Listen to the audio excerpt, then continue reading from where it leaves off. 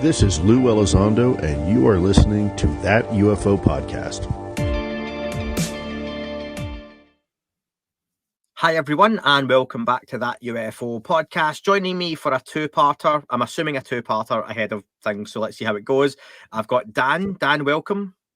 Welcome to part two. Yeah, well, depending on Dan's Wi-Fi connection, how it holds out. It's looking good at the minute. Anyway, we'll hit record. This is Dan, part one. I don't want to confuse anyone. This is part one. Thank you for having me. It's nice to definitely maybe be here. Yeah, Oasis, little by little we'll get there, folks. But listen, we're here to talk about Luis Elizondo's book. I shared my thoughts last week on an early kind of preview of what we're going to look at now. This is a spoilery version. So, spoilers, folks, spoiler alert. If you haven't read the book, haven't listened to the audiobook, and want to, and don't want anything spoiled, then keep listening to this, but put the volume down, because then that's really good for the numbers and the advertising. But otherwise, don't listen to it at the minute, folks, because we are going to spoil the book. And what we're going to look to do in part two, Dan, is look at Luis Elizondo's media tour that's kind of happened after the book's launched, because we'll get into why I think that's important and potentially could do more than even the book release. Potentially, let's see. But Dan, the book's came out a few weeks ago to a really big reception. It's doing very well on multiple charts worldwide. I know it's still to come out in a few countries. I think Australia and New Zealand don't get it for another couple of months. However, I know folks are ordering it on Audible and whatnot in various countries. Spotify also has it. I've got Spotify Premium, and if you type in Imminent, you get the full copy of the book to listen to. I know some folks have mentioned that their audiobook hours have ran out on Spotify. I don't know if that's a thing on different price plans on Spotify. Would you know better than me, Dan? It is. So just on Premium, you get, I think it's 10 hours because, I got stuff from finishing It by Stephen King because it's like 20 hours long. It just made me sad. But yeah, you can only use I'm fairly sure it's 10 hours. And then if you want more, you have to pay for more. Cool. So, yeah. Yeah, I've done something similar with the 50 Shades of Grey books, and they were really frustrating because it got to the good thing. No, this is the first audiobook I've listened to on Spotify because I sent a few credits to people to have copies of Lou's book through Audible, so hope folks have enjoyed that. But yeah, listen, let's get straight into it, Dan. What we'll do is we'll just run through the book and call out some key points that we've both got notes on, and then we'll talk about overall thoughts at the end, which we've not discussed properly with each other yet at all. Not even via text or calls or anything. We kept that for this, folks. Try and keep it legit. And then I've got some listener thoughts and questions at the end. Kick off with Chris Mellon's foreword, Dan, to the book. He introduces it. And at one point, I thought it was going to be 75% of the book, because when you listen to the audiobook, I think it goes for about 26 minutes for Chris Mellon's introduction. But I thought it was a really nice introduction. It sums up his thoughts on what has happened over the last 5, 6, 7 years. A lot of things he's said in various statements and interviews previously, but I think my theme through this, Dan, a lot of my thoughts are this book largely is for an audience picking up the UFO conversation that isn't too knowledgeable about it, or has maybe heard bits and pieces but wants the full story of the last 5, 6, 7 years. And if you know that story, there's not a whole lot of new stuff in terms of brand new. There are some things, but the people who are going to probably get the most out of this book are folks going, I've heard of this guy, he's done Rogan, or he's done a few podcasts a few years ago, or I remember seeing this guy on CNN or whatever. I'm going to buy his book. What's this UFO thing about? And I think Chris Mellon encapsulates a lot of his role within this, his thoughts, and why he thinks Luis Elizondo's job is a job well done so far. Yeah, I would agree with that. You know, I think by the time I'd finished the book, I had 27% of it highlighted. So I would say, you know, that's a solid, 73%. I'm going to be bad at math now. 73% of new stuff. Of stuff that if you're familiar with this kind of, you know, you're in it day to day like we are, you're on the social medias, you're part of UFO Twitter or UAPX or whatever we call it now. Most of this won't be surprising to you, but it does come with more detail. But I'd say, you know, there's about a quarter of it. There's a chunk of some new stuff, some new perspectives on things you might thought you knew. But yeah, largely this is a kind of a new ground floor for the discussion to happen off of. it's almost like kind of creating a save point in a game, you know, like we can start here now. You can hand someone Lou's book and go, we're going to start the conversation here and you'll be up to speed with all this. Yeah. Yeah, I would agree with that. The new stuff, though, like you say, that let's just say a quarter of the book for ease, right? Sure. Let's not get too bogged down in numbers. A lot of it is what I thought the book was going to be, which I think we've both said for a while, that it would be more meat on the bone of conversation we've already had.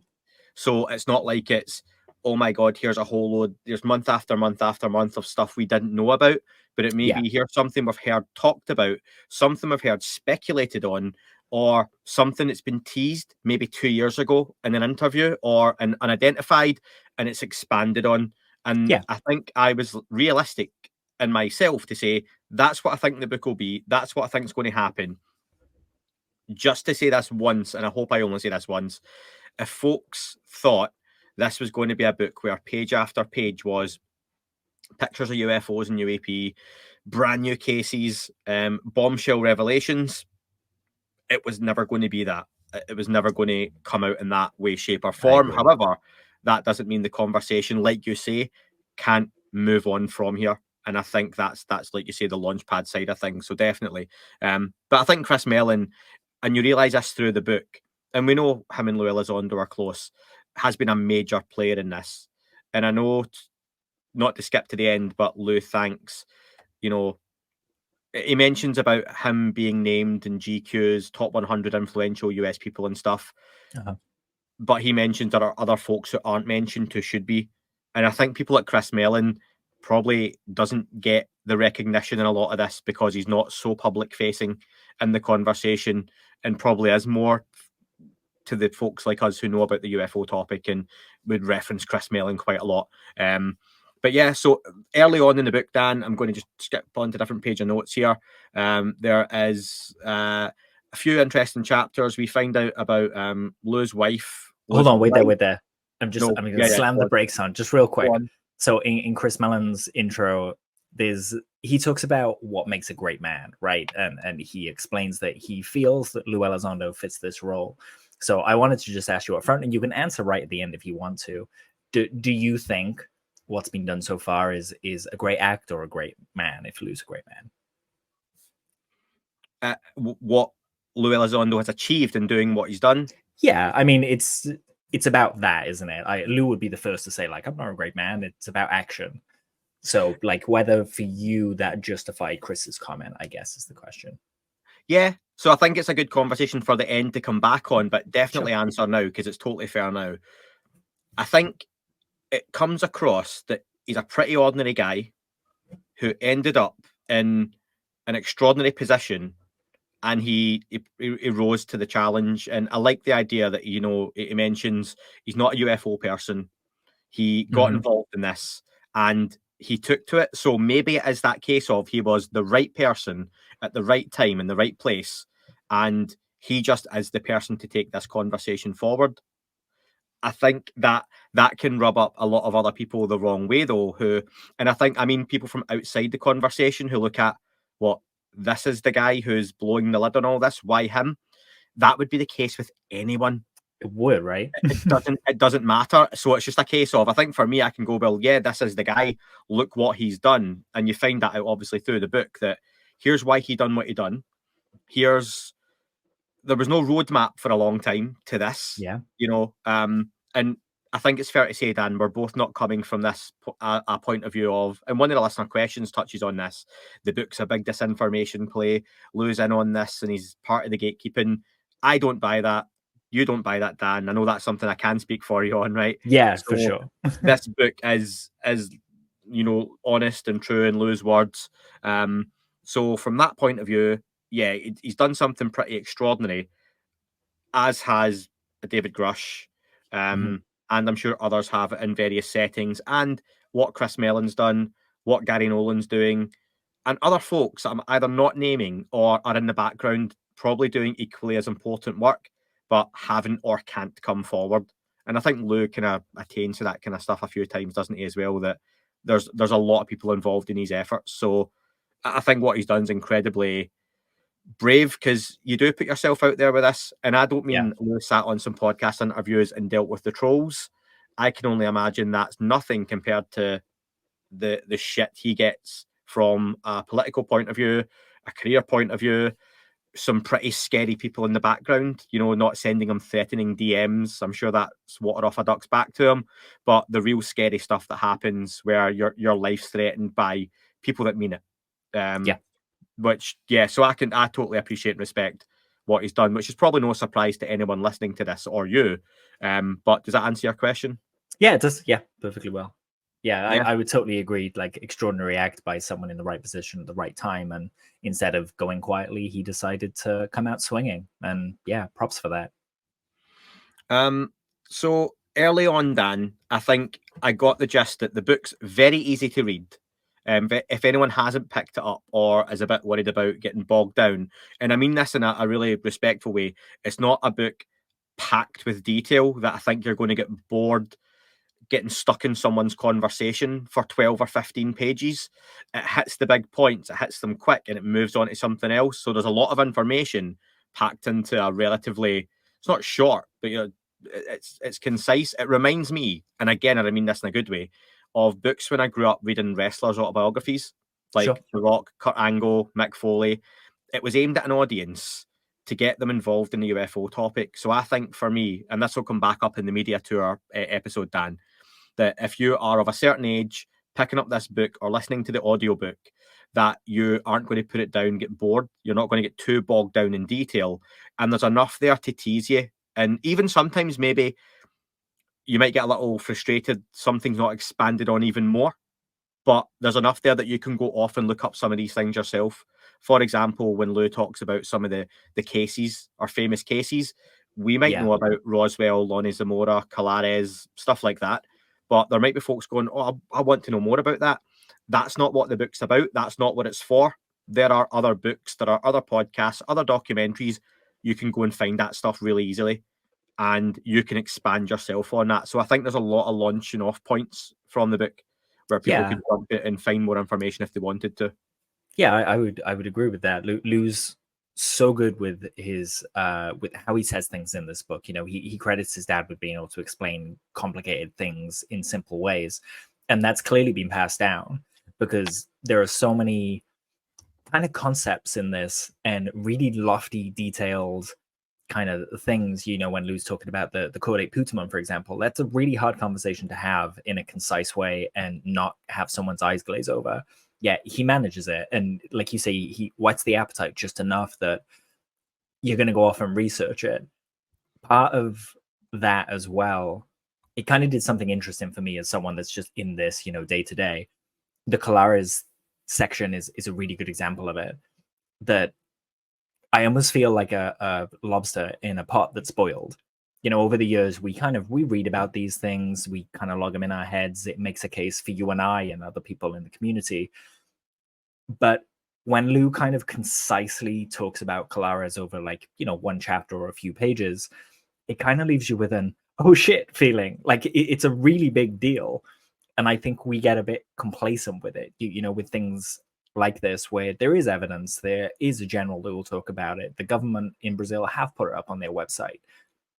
And yet it almost takes, it's kind of like, you know, when someone visits and you show a tourist around your town and you just see your town in a whole new light. It kind of hit me in that way, where I was just like, whoa, you know, there are some really big cases here that we've got under our belt already. And yeah, I feel like, yeah, a lobster in boiling water would be the way to put it. Yeah, I think going into it, having the idea that this is going to be for folks newer to the topic, I was reading it through those eyes to be like, well, someone reading this is going to go, wow, this happened in Brazil. This is really interesting. Sure. People were attacked. There was beams. And I think that it's a pretty fantastical even image to paint in your head of, it's very sci-fi, isn't it? Yeah. So someone reading that is going to go, shit, that happened in Brazil. And you would imagine, put the book down, pause the audiobook, Google, did this happen? Colares, ChatGPT, tell me about Colares in Brazil, YouTube, TikTok, whatever it may be. They can bring all that stuff up. There's almost an argument for an interactive audiobook version, isn't there? That now click on this link and it will take you to the Colares event. Here's a 2-minute TikTok and something like that. That'd be so cool. I can almost pick the videos now. Like, Red Panda does some great videos on Colares and stuff like that. Go check those out if you haven't watched them, because they're outstanding. And I can imagine just tapping the link and it coming up and watching a 10-minute video in the run of reading Lou's book. It would be amazing. Yeah, there's a lot of stuff to come off it. Early on, page 31, I've got a note. Lou basically talks about he was visited by a walk-in to his office when he worked as counterintelligence, investigating people with security clearances. An ex-military guy came in and said the government were after him. They want a special formula to make planes invisible.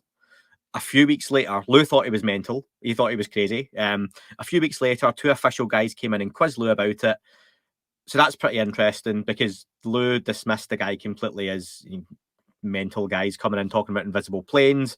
At this point, Lou's not a UFO guy. He's not working bogged down in ATIP and stuff. He's just, doing a job. And it made him think when these guys came in and basically were like, what did he talk to you about? Invisible planes? And they asked about more, and it got him thinking. But again, that made me think, what sort of tech realistically does the US, China have at this point? If back then, and you're going back at that point, was it 15 years, 20 years, 15 years? Yeah, it was a couple of decades, wasn't it? Yeah. What do they have then and now, if back then potentially they were looking at invisibility cloaking for planes? So there is that argument, and this is where, just from a skeptic's point of view, I get when folks are like, not all UAP and UFOs are alien or non-human. I'm all for that argument. That's true, but it does beg the question: what do they have? What do we have? What do humans have from a US, Russia, Chinese point of view that is pretty incredible? And we might even go, shit, that's alien looking. Yeah, and I think it's worth mentioning here that technology like this is kind of like a cat and mouse game. So if in the 80s some Pentagon program was looking at making planes invisible, by the 90s China would have had a radar that could see those invisible planes. Yeah. And then by the mid-90s, the US has made another plane that's invisible to that new radar.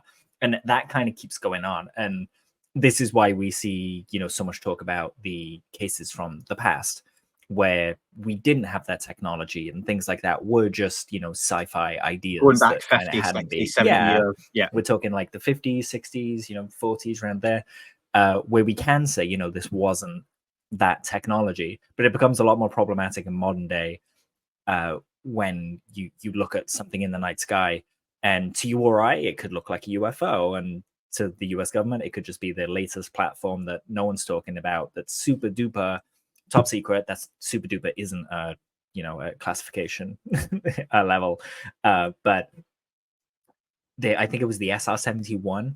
They were quite happy to kind of entertain as UFO sightings and kind of take those reports because it just let them know, this is really hot shit tech, and no one has anything that can compare. And I'd love to see like what those concepts look like now. We always talk about the head of Skunk Works, Lockheed Skunk Works, kind of saying we have the technology to take ET home, but it would take an act of God to get it out into the public domain.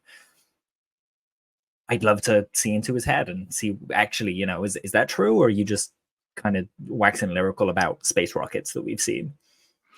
I mean, technically, if you look at it, the AT is not going that far and is underwater, then a submarine could take 18 home, depending. And we'll get to that. Might not even need a sub; just throw them in a Tesla bag. It's not that far down. Yeah, it's not that far down. On you go, just off the coast of California. There you go, big base. The early on talks about Lou's life and growing up. I've not got a whole lot to talk on that. I think people are here to listen about the UFO stuff and ATIP and everything else. But any thoughts on early on, Dan, hearing about Lou growing up? Hearing about someone's past kind of gives you a better idea of who they are. Yeah. For me, I visited Lou. He's given me a bunch of his guns from his safe to hold and things like that. And as a British person that's not around things like guns and the military a lot, that all blew my mind. But the Lou I met fits with the Lou described in those pages of the book. I feel like I understand him a bit better after reading those and understanding, how the transparency and the truth kind of come down from his father, who, was rebelling against Castro, and how he instilled that in Lou, and that, you can change the world if you kind of put enough weight on it. What do they say? Give me a lever and a fulcrum and I'll move the world. It was great to see where that lesson came from for Lou. And I'm not, ashamed to say that there were a few moments in this book where he was talking about his mum and dad, and people probably know exactly what I'm referring to when I say it, but the bits where they were passing away, and they were really touching, and I shed a tear, and you could kind of get a sense of the person Lou is by hearing him talk about his parents and his family and his upbringing in the way that he did. I don't cry, and that's something I've been given into trouble. I picture you as a single tear kind of, and then sucking it back in type guy. Birth of the kids, marriage, all that stuff, family funerals. Well, actually, when my dog died, but that's When Oasis announced they were reuniting, I don't cry when I'm happy. Okay. So, chapter 4. Oh no, sorry. There's a little bit on remote viewing pretty early on in the conversation, yes. Dan. Remote viewing, I think, if folks are newer to the conversation, this is stuff Lou has hinted at or touched on in the past, in a couple of interviews here and there, but never expanded on too much. So I think this is something definitely in the book that there's more meat on the bone of, definitely. What do you think about Lou talking about remote viewing? I think, one, always happy to hear it. Two, I've not seen it too much yet, but I think the wariness around that is that if Lou talks about it, and I think we might have mentioned this before, Dan, in the podcast, that as soon as Lou talks about either having an abduction experience, I'm not saying he has, but something like that, or being able to remote view, every mainstream news appearance that's 3 to 5 minutes long, they want to talk to him about the alien that abducted him or the remote viewing he does, his psychic powers. And that's a very fine line to tread. So it wasn't a conversation that was too expansive, but he put in there that he knows what it is. It's legit.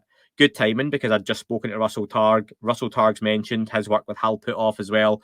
If folks haven't watched the interview, great. If you don't want to because you hate me, that's fine. But I'd advise, if people hate the subject and they find it challenging to listen to, go listen to it. Run towards those things that challenge you. To be fair, it would be weird if they were listening to this and hated me. But they're still waiting on Lou popping up in this interview, and it's not an interview. But it's just over here, actually. Put it down, Lou.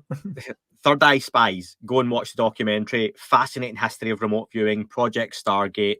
The idea that, the whole universe is connected. And I think in my head, I picture that kind of electric web of everything, like a neuron, or, that kind of stuff, just everything being together. And that's why, or how remote viewing potentially works. What were your thoughts seeing Lou putting down on the remote viewing side of things? So I love him speaking about this for personal reasons. One, because I went and did the course with Simeon and tried out remote viewing for myself, and saw in my own experience, Simeon Hine, yes, he does courses, would highly recommend. He was really instructive. There's a beginner's one that you can jump on. Try that class if you're intrigued at all in this. I think the best lesson I got from that was that this isn't a psychic power. This is just something that works. We don't really understand why it works. And there are very definite protocols to it as well. So, you're not sat there going like Jedi mind tricks, like, what's Andy thinking right now? He's thinking about oranges. It's not like that. There are certain protocols that you have to do, a certain method that you have to do, and then it seems to bear fruit. And that's confusing to a lot of people, even people that, know that it works. I've had the pleasure of teaching, or I would say taking several people through their first ever remote viewing, and watching their face just glow when they realized that they did much better than they thought, because they, and I quote, didn't feel psychic, but it worked anyway. So they kind of had their minds blown a bit. So I was really heartened to see this spoken about in the book, but also on the other side of the coin, a little bit worried, because I know that this is one of those woo subjects, right? And it's past so many people's red line for where they're comfortable speaking about things, even though we're talking about fantastical things. That's just too far. So it's been interesting seeing the reactions to it. I've had a lot of messages of people who want to try it. I've had a lot of messages from people saying that it's nonsense. The best way to learn about it is to do it. So I'd recommend people speak to someone like Simeon, look up Prudence on YouTube, she does. In fact, I'll give you a link to put in the description Yeah. for this, and then people can just have a little go of it and just see how it goes. If Yeah. the only thing they come away from it with is the understanding that, oh, it's not some psychic crock of crap that someone sits there with, you know, a smoke machine, a crystal ball, and stuff like that. This is just, it seems to be a thing. And I loved how Lou spoke about it like it was kind of this vestigial thing that we used to have. You know, when we didn't have language, we'd be able to know that our kids were safe when they were out foraging in the forest or whatever. I thought that was a really interesting way to think about it, and is probably where I kind of land with it too. But that's similar to even like the other day, I messaged a friend who's pregnant and hadn't heard from them for a day or so, and I just had not like, oh, I've got a download to some folk, or I just literally had that feeling of, I wonder if they've had the baby, because just because I hadn't had it the days before, at no other point, sent a text, got the picture through, baby was born the night before, and it was like, wild. So that's not me remote viewing. That's not, and might be some kind of intuition-y type thing, but that's just day to day. People still have that. You get a feeling, don't you? So and that's it, intuition. So that word, that intuition, that's what it is. So whether it's you know, your dog kind of knowing you're coming home, even though you're coming home at the usual time, and they're wagging their tail, that's the dog's intuitive sense. You texting your friend thinking, oh, for some reason this is flagged in my head, I'm going to text them now. There's something going on with intuition that I think people don't speak about enough. And that seems to be something we get muddled up when we talk about psychic things and the woo stuff. Intuition seems to be plugged into this connected web that you mentioned, but I don't know how. And that even comes back when, and I'm sure we'll talk about it in a bit, with the Caudate putamen being responsible for intuition. The danger, though, I think you started to touch on it at least, was if this is brought up in one of those interviews, and this would be same if I have this conversation with someone in public, I would put it in the bracket of CE5 as well, or human initiated contact. Shout out to James Indoley. But whatever you want to call these things, if you're speaking to your average Joe public or a colleague or a friend, and you talk about remote viewing, or Luis Elizondo sitting on Fox and Friends, or all these random shows I make up off the top of my head, and someone says, oh, you can remote view, I read that in the book, that's really interesting, here's an envelope, what's inside this envelope? And it's going to be okay. The answer at that point, Dan, from Lou, and I'm guessing anyone else, will be either that's not how it works, or like, I'm not going to do that right now. And that looks like bullshit meter. It does, yes, exactly.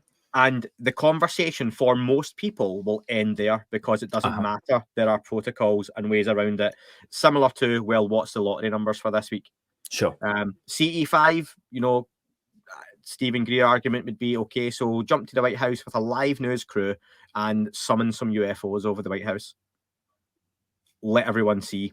I think if you're involved in the topic, and even some skeptical folk on Discord, you'll know the guys on there that are maybe a little more skeptical but really enjoy the topic. They'll call BS on that side of the conversation, that it's too easy to explain away these things as being, it doesn't work that way. When, do you know what? Maybe it just doesn't work that way. Yeah, exactly. One, isn't it? This is why I'm such a fan of just telling people to go try it, because then you'll understand what it works for, what it doesn't work for, how it works. And when it gets to those kind of phrases, like, it just doesn't work that way, I can't tell you what's in the envelope, it feels less bullshitty when you come across those kinds of things. The example you mentioned reminded me of another thing. There's a guy called Rupert Sheldrake, and he has this theory of morphic resonance. And morphic resonance, basically, the idea is that there's a bank of knowledge somewhere that we all kind of contribute to, and we can also read that bank of knowledge. So when you kind of know who's going to be on the end of a phone when you pick it up, that kind of thing, morphic resonance is responsible. You can also take the Akashic record and kind of say that's just a different word for the Akashic record. It's just this knowledge that's out there that we can all tap into somehow. They're like the OG Facebook. The OG Facebook, yeah. The Akashic record is the OG Facebook. Yeah. Morphic resonance is the new one. Intuition is kind of what's responsible for all of it. But we're all kind of coming up with these different phrases and different bits of language to talk about these things, because it's so difficult to talk about them. Yeah. Moving on then. the early part of the book, Dan, I won't skip over too much, but we've been going half an hour at this point and got a lot to get through. Like, chapters. Should we just read it? Yeah, pretty much. Chapter 6, Lou talks about his wife, and kids seeing orbs. My favorite topic. I do love how people will genuinely email me about my love-hate relationship with orbs, right? Interesting to see there is a valid conversation around valid orb sightings and what they are. And my issue with orbs, folks, are too many people post pictures of satellites or dust and say it's an orb. And I may be wrong on some of them, but many of them look like that to me. But genuine orb sightings, and I'll take these at face value. If someone tells me they're seeing an orb, I'll take it at face value. The stories in the Skinwalkers at the Pentagon book as well, where we hear of orbs going through cars and passing through people, causing weird cancers, all that kind of stuff. Sound fascinating, sound legitimate. At this point, Dan, what are you thinking of the orb phenomenon? Lou's talking about it here. He's clearly pointing it out for a reason. It seems an obvious one to do. You would have to have it in there. But is this more of an observational thing? How do you mean observational thing? So are orbs observing? Are they? Oh, okay. Is it? And this is something I'm going to get to. Not an issue I have with the book, but a certain thing I feel is maybe missing from the book. I'll get to that. If you have a species interacting with us via a craft, are they also sending out orbs for observation and reconnaissance, or are orbs something else completely? Did you just say observation? Or no, I didn't, but I'll give you credit for that one. That'll be the name of my new book. Yep, observation. The orb thing is really interesting because you're right. Like if the craft are here and they're looking at us and so on and so forth, then it kind of suggests that maybe orbs are something else, or maybe a different species or something like that. With the whole orb thing, it brings me back to Hess-Darlan and the kinds of things they observe there, where these balls of light would be observed in the visible range, and then they disappear from the visible range, but still be on radar and show up on infrared and things like that. So it seems that, the orbs can change their frequency. And I don't mean to be woo when I say that. I'm literally saying that they're just changing their color. They shift in along the electromagnetic spectrum. And the interesting thing with that is that, you could change your frequency to move through different things, but also to change color. And that kind of betrays, in a way, function and mood in some ways. And it makes me think of Nope and how nature works, and that maybe orbs are kind of a life form that's here that's really rare and we don't really see all the time, and they could be around us in these different parts of the spectrum that aren't visible to us. I don't know if you know, but Betty and Barney Hill had a whole bunch of stuff with orbs go on as well, where they saw them for years after their initially abduction encounter. And I don't feel like that's ever really spoken about. That it's not the biggest UFO things in history, and people don't talk about the orbs. But yeah, it kept happening. Betty went on to kind of summon craft and things like that as well. But the orb stuff is really interesting because there are so many people that you can read these same things from. That essentially, blue orbs are dangerous. The green ones seem to be fine. And it's just correlated from a lot of people who have had experiences that aren't connected, that don't talk to each other. So my feeling is, okay, well, there's definitely something here. Then it's not all spider webs and dust and things like that. But unfortunately, a lot gets kind of pushed like that. But I don't know what to do with it. I stayed at Lou's house. I didn't see anything, but I don't know what I would have done if I did. And since reading that bit in the book, I'm just like, oh man. What would I have done if I went to go to the bathroom in the night and there was just this blue orb chasing me around the house? Like, it breaks your brain a bit. For anyone taking a shot whenever Dan mentioned to say that Lou's house, you're on 3. So carefully don't kill anyone, Dan. Yeah, you're on 3. Yeah. Chapter 7, Dan, controversially or not, is called the Tic Tac. I'm not really going to talk about it because it's the Tic Tac event. What's the Tic Tac? Yeah, I think at this point it obviously had to be in there. It's been such a huge part of Luis Elizondo's story and the story of the UFO topic from the last 5, 6, 7 years.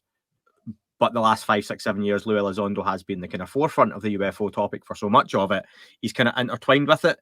So I've not really got anything to add before I move on to a little bit of chapter 8. Anything on the Tic Tac stuff for you? Not so much for me, no. It's been discussed to death. Yeah. Just on the off chance that someone isn't familiar with it, because I have met people who say genuinely, "What is the Tic Tac?" when I mention it at UFO conventions as well, which blows my mind. But not everyone knows everything.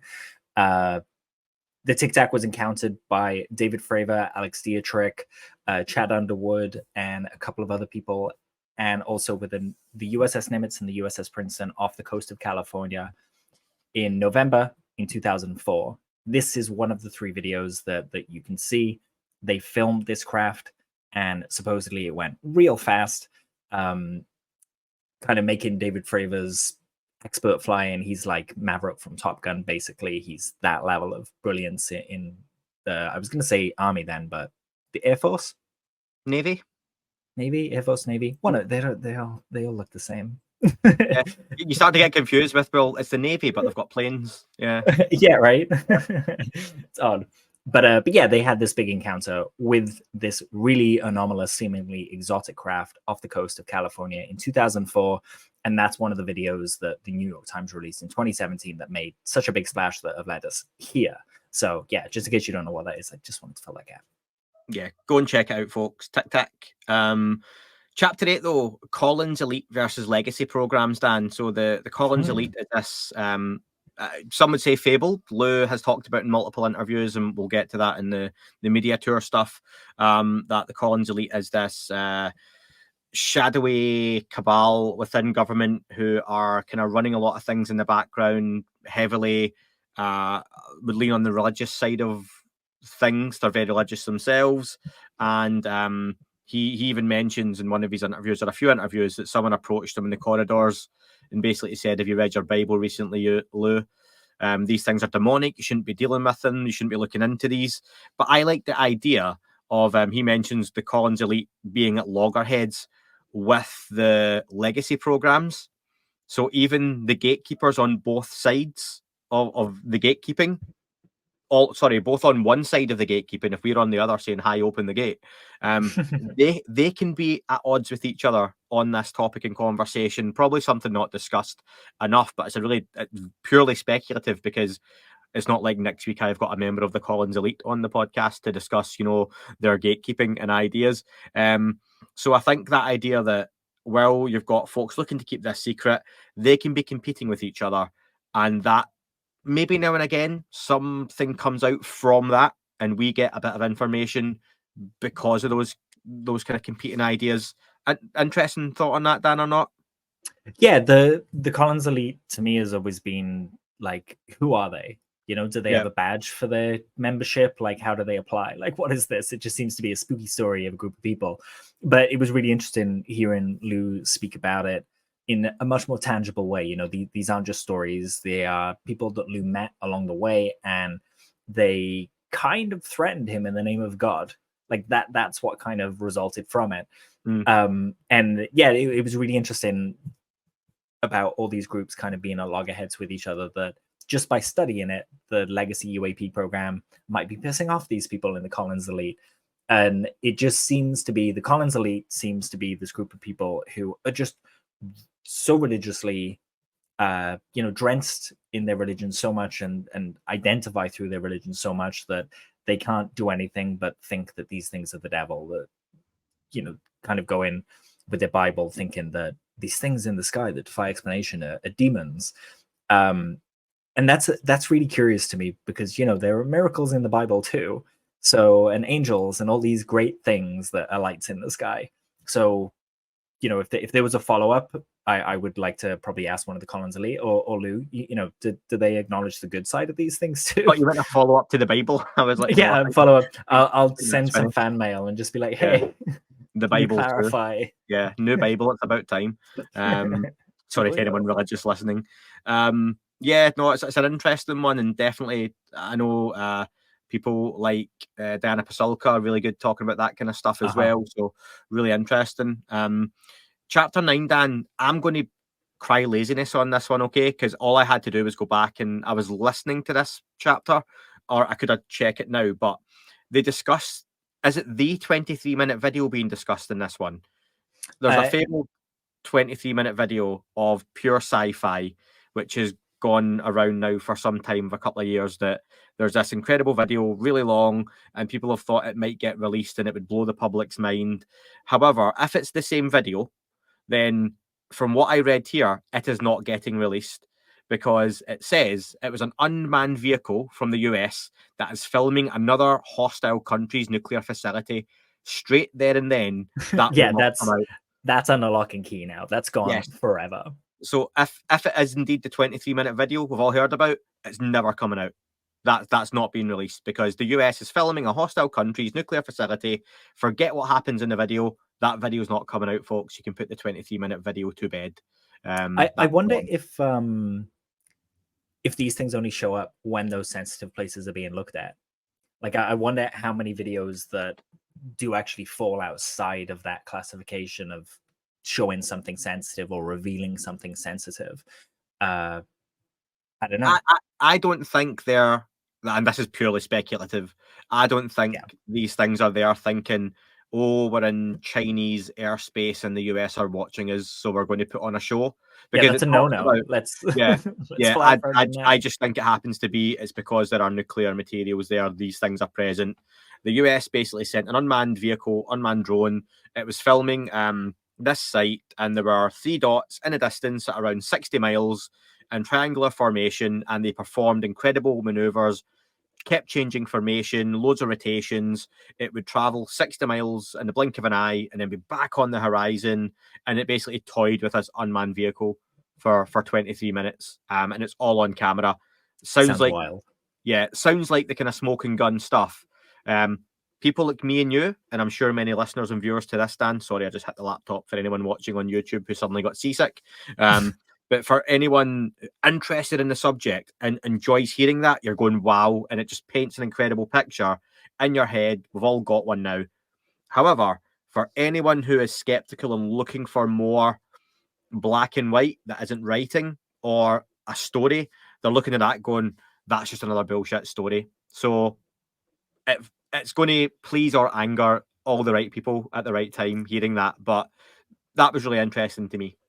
I'd say that that's a fairly good summary of the book in general, right? Like, it's going to please or anger you. You've stolen my thunder, Dan. Sorry. Yeah. No. Wait. Let's just carry on with chapter 9.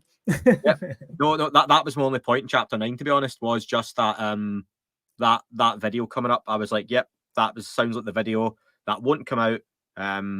So people will have to hang their hats on a different video or picture potentially coming out. Chapter 10, Dan, can we get to some pronunciation? Yes. Yeah. So a few folks got in touch with me, Dan, asking me to talk about Luis Elizondo's pronunciation, and they wanted to hear my pronunciation, and you're going to have a different one, of the Caudate putamen is what I would have said. Gary Nolan has famously talked about it many times. The part of the brain potentially linked with psychic powers or ESP, intuition. It's a part of the brain that either they feel is enlarged with folks who maybe are more perceptive or sensitive. Yes, yeah, let's go with perceptive. Receptive, whatever it may be, is the word, to having any of these abilities. It seems to be enlarged during in studies. However, there's also the idea that this part of the brain is enlarged during after UAP encounters, UFO encounters as well. So that's something talked about in multiple interviews from Luis Elizondo afterwards, but also in the book as well. Lou's wonderfully Hispanic pronunciation is Caudate putamen. And I'm not even doing that justice, Dan. I don't think I could in Lou's accent. What's your pronunciation of it? So I say Caudate putamen, and I say that as someone that just read it off the page, with no prior experience. I think maybe I've heard Gary say it, and I picked it up from there. But I did also check with a neurologist as to how you say it. And I think the closest that is kind of a mix between everything that we're saying would be Caudate putamen. Yeah. But that bit of the brain which talks about psychic powers, and again, for me, there you're saying Lou's talked about remote viewing earlier in the book. He's bringing it back in here, talking about effects of UFOs, UAP on people, a part of the brain that maybe we're not using or isn't functioning how we should. What's that statistic about? You only use so much of your brain throughout your lifetime, and only so much of it's used at once. It's like using little bits of your computer at once when the whole thing would be so much more powerful together, potentially. It's a really interesting theme that gets brought back in there, that, do you know what? Maybe we are more connected to this than we imagine. Maybe we are more, which isn't strictly a UFO phenomenon thing. I think that's just something that, people have talked about for many, many decades or centuries, that humanity or humans can be more than we are. So really interesting idea, links back in. And again, the book's now covered quite a lot of ground, Dan, in 10 chapters. I just put down here that first 10 chapters, halfway through, it's largely been a recap, an expansion on previous ideas, previous conversations, and is great for anyone looking to know a bit more about, or Lou, the UFO topic, or both, that maybe weren't too invested in it beforehand. And like you say, and I'll come back to this at the end, I think there are folks who at this point would be loving it. I think there's folks who will be hating it. And I think there'll be folks everywhere else in the middle who are looking for stuff to pick out and tear apart, folks who are intrigued but would want to know more, and folks who are just passive. But I think passive would be the least one. I think it's got something for all the folks that either wanted to hit, didn't want to hit. And yeah, what were your thoughts then, if we're talking about that being kind of halfway through? So I read this in a funny way, because I kind of read the leaked portions as well that happened a few weeks before. And so as I'm reading this, I'm kind of coming across bits that I've read twice now, kind of haven't read the leak too. So my memory of the chapters is like all over the place.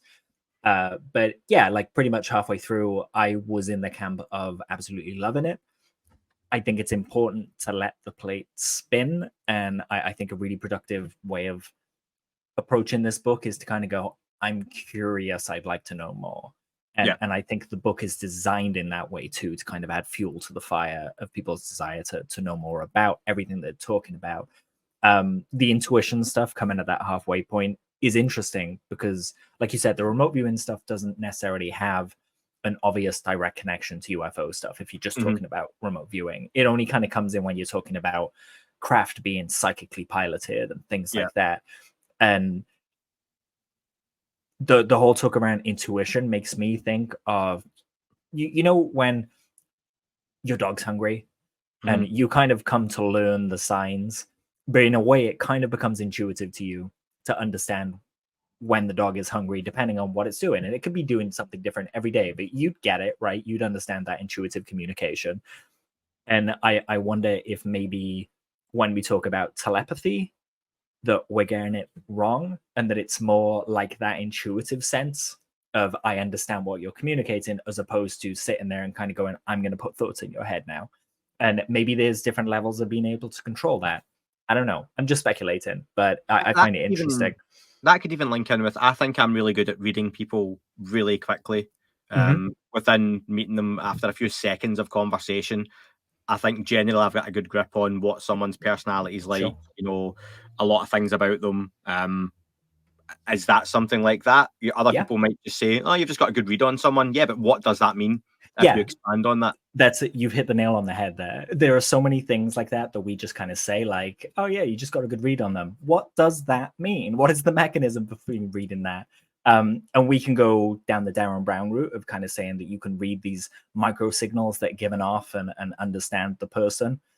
But then to get a good general sense of the person and whether they're, for you, whether this is a relationship that's meant to magnetize and not repel you, like it's a weird skill, and it's hard to put your finger on exactly what causes it. And I have a feeling that as we explore this kind of intuitive sense and the Caudate putamen and things like that, that we're going to kind of start to understand these things a little bit more. By this point, had we had the diagrams in the book? I am not no, that was chapter 16. Okay, then I believe that's fair in a bit. Yeah, the bubbles and stuff like that around the thing. Yeah. On that, Dan, interestingly, so I've got nothing else until chapter 15. So chapters 11, 12, 13, and 14, we've got biological remains, observables, where the evidence lies, and searching for breakthroughs. I've got no notes on. I have listened and read those chapters, but for me, my next is on chapter 15, Interloper project. So the biological stuff, was that where we were talking about implants? I don't know, Dan.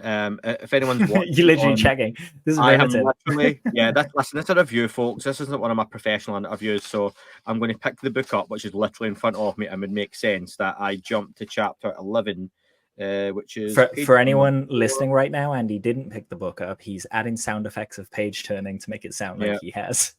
It's actually an old mop covered in baking soda, which sounds like a book being picked up. Yeah, talk of autopsies, reports of dissection of non-human bodies, unnamed colleague report that, talk green cuff. Probably, yeah. Talks about some recovered bodies from December 1950 in Ciudad Acuña, Mexico, across the Rio Grande from Del Rio, Texas. Then in 1989, the 4 deceased non-humans recovered from a crash. So speculative stuff. It's a very short chapter. It's literally 3 pages.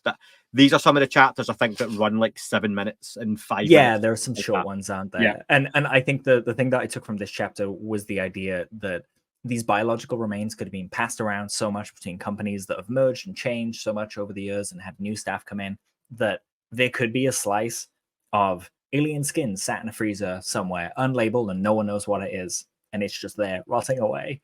I think that's worth touching on, because it hits that kind of, people working in the US government aren't perfect. People working in the legacy program aren't perfect. They're going to lose stuff. And it's very possible that something boring and mundane has happened to a piece of evidence like that, because they've just forgotten what it was. I've said this before, and this goes for whether you're talking about Luis Elizondo, Chris Mellon, all those shadowy figures, Collins elite people, the people who work in the Vatican's vaults guarding the time machine, right? These are all these are all, I hope I'm covering the breadth. These are all still just people. So they have people's inherent flaws and are not perfect and will make mistakes and do anything that runs in the world is run by or developed by people. Well, I'm sure some folks going, oh, AI. Okay, right, I get that, but everything's people. So all the great stuff, all the bad stuff, and everything in between is people. So why not that person, that person, that person? And that was my point about earlier with you saying about Lou and is he the guy, all that kind of stuff. It has to be someone. And I think that I was going to make a point here about, okay, I remember. If we lump Luis Elizondo and David Grush in together, and a lot of their claims are either speculation or stories they have heard from other people that they've worked with, but obviously it's not like me talking to you, Dan, for the first time and saying, have you heard about Roswell? Really interesting, alien bodies, crashed craft, one flew away. I know that's a story that's been around for some. There were multiple craft, all that kind of thing. Mm-hmm. That's not just me telling you a story. When you've got someone who worked where they worked and they're hearing these things in really official settings or briefings, or from the top rocket scientists working, somewhere, like some of the most respected minds on the planet are having those discussions. I think that's where I can buy into those conversations and why I buy into a Luis Elizondo or a David Grush, because they are in such fantastic locations and hearing this stuff that they may be hearing something secondhand. But for me, I think you've got to make the individual decision whether you put any credence in that or not, or you hold weight with that. And for me, it does. If someone like Hal Puthov's telling you a story, or if someone like Jim Semivan's telling you something, there's folk going, it's just a person. And it'd be, I suppose, I can't turn around and say they're all just people, because it is just a person passing on a story. I know Graham Rendell was wary of the Magenta Italy stuff being talked about. The Mussolini stuff, because Graham says there's a lot of stuff that would probably point to that being speculative or BS. But there's David Grush talking about it. But does it not make sense that in those settings there are still going to be either just wrong information, false information, not necessarily disinformation, but the idea that they are going to get some stuff wrong, and that you can't either way pin it all on everything's true or everything's bullshit? Yeah. Absolutely. We talk a lot about sources, and we say, like, at least I do. I'm always like, primary sources, you got to go to the primary source. But if I said to you, take a football game, for example, the team against Rangers are awarded a penalty. If I use you as my primary source, have him watch that go down, I'm not going to get the objective truth there, right? I need to go to other secondary sources and kind of piece it all together like a big puzzle. So just to say that all kind of vantage points on the evidence are valid, you've just got to kind of take them all in and not throw the baby out with the bathwater, because then you're throwing out, you wouldn't throw out half a box of a puzzle, right? Like you need it all to make the puzzle. Dan, I laughed before, and this is a very niche reference for a small section of the audience, but this weekend Rangers play a game where I can almost guarantee we will concede a penalty against them. No. So for anyone out there smirking or laughing now, they know exactly what I mean, and there's two sides to that conversation. Get back to me on Sunday and ask me about 3 o'clock how I'm feeling, and also did we concede a penalty, because I'd put money on it. So gamble. You got to go put money on it now, because if you don't, and you could have made a mint, then you're going to listen to this and be like, "Oh no!" No, I'll be upset enough come 3 o'clock on Sunday without me having lost or won money. So yeah, well, moving on though. So anything else on those chapters, Dan? I think that, let's say, they were pretty quick. You fly through those. Some of the chapters do kind of spin by like that. Really interesting that they were included there, that they went through DOPSA and there wasn't much redaction in those chapters either. So, take it as what you will. It's a really curious part of the conversation. I want to know more for sure. Fair point then, mentioning DOPSA, because I think this is something that has been said now on multiple interviews. Something that was said, a lot of people asked Luis Elizondo in his last interviews in 2022, I think they were, about writing this book, why he was writing this book. Was it a book he had? I think I asked him, is it a book he wants to write or he has to write? A few folks asked various or various themes on those questions, and he felt it was a book that he has to write. And he's made the point very clear now that he made the point that the book was going to have a specific reason. And that reason largely is it has to go through that security review. He's trying to put all the information he can in there, and he's left those redacted sections in. Not that he's saying this is proof, this is all true, but there's information there that the US government, for whatever reason, through that classification review, don't want you to see. Yes. And that isn't to say, and I think it's very fair, and I always stress this with DOPSA, it doesn't mean that everything's true. No, and it says that in the front of the book too, so we have to emphasize that. Yeah, but the idea is that Lou's writing all this stuff down, and through the theme of what he's writing on a certain page or what he's talking about, he's given information that they've went, you can't say that, and it's a national security risk. That may just be a name that they don't want out there for certain reasons. It doesn't mean it's proof of UFOs, but there are certainly some interesting redactions within there where perhaps there's something more to it than you would expect. They kind of give me. Did you ever play Metal Gear Solid? You know, when you alert one of the enemies and a little exclamation mark comes over their head, like that's how they made me feel. Yeah. There's something to be aware of here. Yeah, definitely. But yeah, Interloper, Dan, I'll let you kind of lead on this one because you had mentioned this when Tom DeLonge had it on his. Yeah.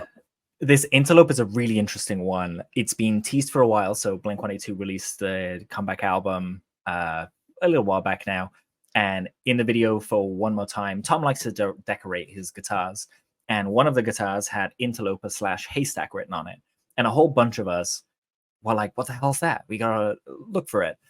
And the closest we got to finding some kind of a solution to it was there's a remote viewing story with, I'm fairly sure it was Pat Price, where a bunch of remote viewers were told to look at this cabin in the middle of nowhere.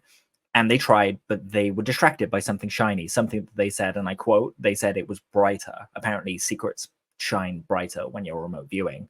So they went to that bright light instead. What they found was a secret government facility, and a few floors down, they found a filing cabinet, and they got a couple of names off of the filing cabinet of programs that were contained in the filing cabinet. And two of those names were Interloper and Haystack. There were a few other ones as well, but that's what I always thought it was. But there was something that just didn't quite fit. I was like, why is he highlighting that? Like, that's not really much of anything, right? But now we come to Lou's book, and we get told that Interloper was the name of a UFO baiting project or mission that Lou and Jay Stratton were trying to get going. The idea being that they would create a bit of a honeypot with nuclear materials and vessels and stuff like that in the middle of the Atlantic, and they try and attract these things to the vessels and film them, gather data, so on and so forth. Really, really interesting that they try and do that, because it doesn't sound like they expected them to be much of a threat, but I guess they would have their whole arsenal there on the off chance that they were. But unfortunately, Interloper was never given the go-ahead.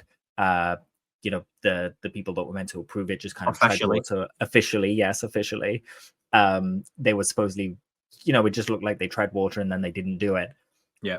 But between the thing on Tom's guitar and now connecting it to this, I'm a bit like alerted to that. Officially, they did nothing. Officially they did nothing. Did they go do this?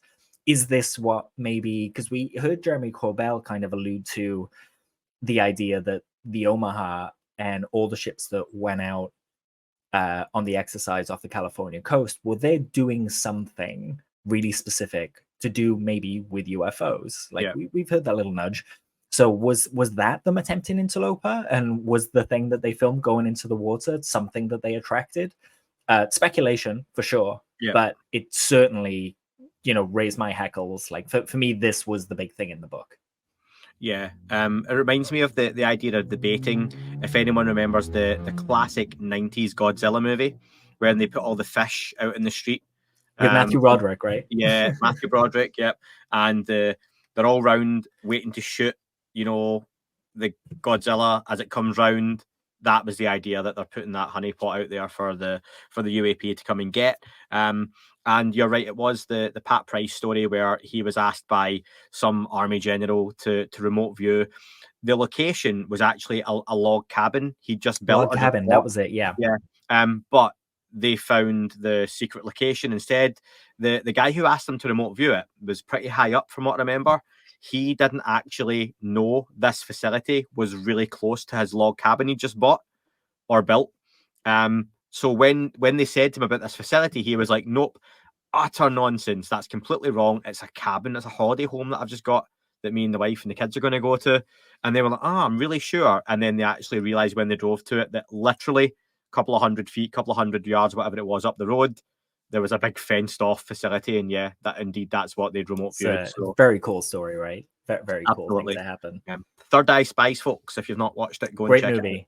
It. And Lance Mungia, he's the director of it. He's currently working with James Fox on the program. He helped edit.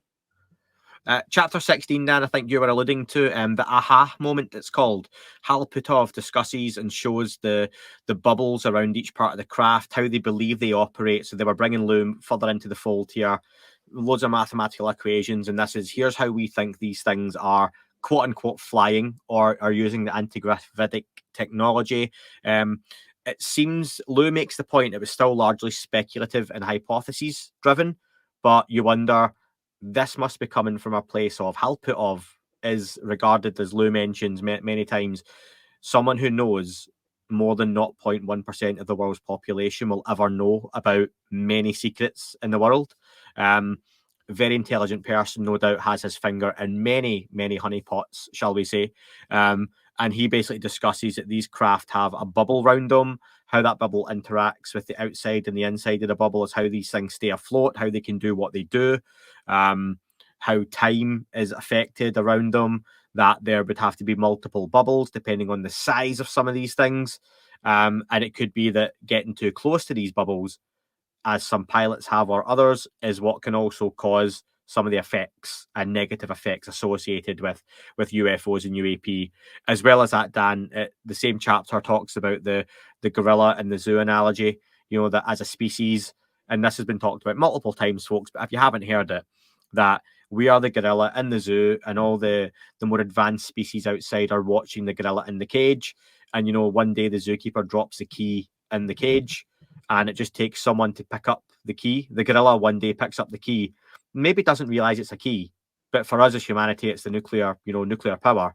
And they start mashing it, about using it as a toy. But one day they go over to the gate, and if that gorilla puts the key in the gate and opens it, the zookeepers have a decision to make for everyone else's safety.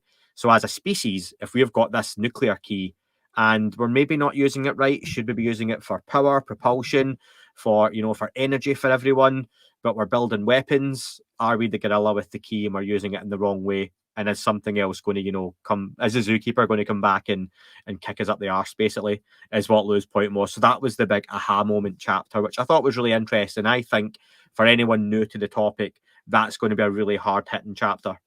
Yeah, I think so, because it lets you know that they've kind of been thinking about this and looking at data about for this for a long time. And it's not just, oh, there's something here in our skies. Like, they have ideas based on data as to how these things are happening. Loved Hal's idea that, you know, a lot of the observables kind of come off of this propulsion technology and can be explained by it. We've touched on it before, where, you know, the sightings of the Tic Tac kind of go throughout history, you know, from the 50s, the 70s, now. And maybe if it's a technology that uses like these bubbles that are kind of outside of time, maybe to the whatever's in the Tic Tac, those moments that are spread out 20 years apart for us are linear to it, or to them, and they happen one after the other, and that was just an afternoon for them. But actually to us, it looks like they're 20 years apart. John Keel used to speak about this. He used the analogy of a microbe in a lab, that if you think about, you know, the timescales that a microbe survives, that it might survive for, say, an hour. And if the lab technician puts a syringe next to the microbe, it's going to kind of go like, whoa, you know, this crazy thing just happened from way outside my realm. I don't know what it is. I don't know how to explain it. The lab technician goes away on lunch, comes back an hour later and puts another syringe in. How many generations of microbes have died and lived within that hour, that now it's a story passed down across 50 microbe years, you know? And to the lab technician, they just went and got lunch and just, you know, it's not a thing. Really intriguing story, especially given that so many UFO encounters have this, and I love this phrase, I swear I'm going to get it like tattooed on me at some point. A lot of occupants of sources and like beings of high strangeness that are encountered tend to ask people, what is your time cycle? And that's such a loaded phrase, isn't it? Like, asking what your time cycle is. Like, is that time travel? Is it relative time? Like, what are you talking about? No one's ever really asked these beings, what the hell are you talking about? But, you know, if one of them ever says to me, what is your time cycle? I'm going to be like, what is a time cycle? Like, let's start there. The gorilla thing I love, because it really kind of encapsulates. A lot of people don't like that Lou talks about UFOs as threats, but the gorilla in that situation has the potential to be a threat. It's not being a threat, but what does the zookeeper do in that moment? Does it act as if the gorilla is going to be a threat, or does the zookeeper approach it peacefully and try and shake its hand and coax it back into the cage? These are all, you know, questions that the answer will vary from person to person, but that's why it's a question. Do you err on the side of caution? Oh, look what happened with that. What was the gorilla that got shot and everyone went Harambe. Harambe. There's an old one. Was that pre-COVID? I think it was, yeah. Yeah, or maybe God, like, was... yeah, no, it was. Yeah, it definitely BC. was. Yeah, BC. BC. You know, again, if you're looking at that, there was a chance the gorilla would do nothing to the kid, but can you take that chance? And if you were those parents and you said to them, do you want us to see what happens here? You're saying no, shoot the gorilla. Yeah, of course, right? Yeah. To the parents, it was a threat. If you're an onlooker, I'm sorry, but you're saying no, you have to shoot the gorilla because it's not worth the risk. So again, we might not even get near the cage door, but you know, a lot of folks would say we're pretty close to the cage door. So some really interesting ideas in that one. Chapter 17, Dan, what now? This is something where I have some, not again, I said not issues with the book, but I got the feeling Luis Elizondo in the book seems to talk generally as if this is one non-human species interacting with us. There's not a lot of sidebarring, and I think that maybe relates to the idea that the book's aimed at an audience where there's a lot of information and a lot of ideas to pack into one place for people new to the topic, and it may be too much to sidebar off of that. But a lot of it seems to be that, what do we do about this non-human presence interacting with us? Not that there may be 5 or 6 different non-human presences interacting with us in different ways. Even in Lou's conversations after, which we'll get to in the media tour stuff, he talks about, you know, it could be benevolent, it could be malevolent, whatever. There's not a real touching on it could be everything because it's multiple species. Is that just me, or is that a fair comment from the book? I think it's fair. There was one point that's sticking out in my head where Lou talks about the Greys and the Nordics as like two separate things, and he doesn't really go beyond that, right? Yeah. I guess it would have been cool to kind of hear him expound upon that and talk about whether there were reports of other ones that from officials and does that then for you that he saw. Does that speak to the idea then that the book isn't for that conversation and the book is for UFOs 101 for the general public? Here's what's happening. Yeah, like I said earlier, it's kind of like a save point, isn't it? It's like this is the new ground level. So this is almost like this is an on-ramp. This book is an on-ramp for people that aren't in this day to day. And Lou talks about in the book how they were going to have to like work with the legislative side of things, work with the media, work with the public, work with, you know, all these different kind of parts of society.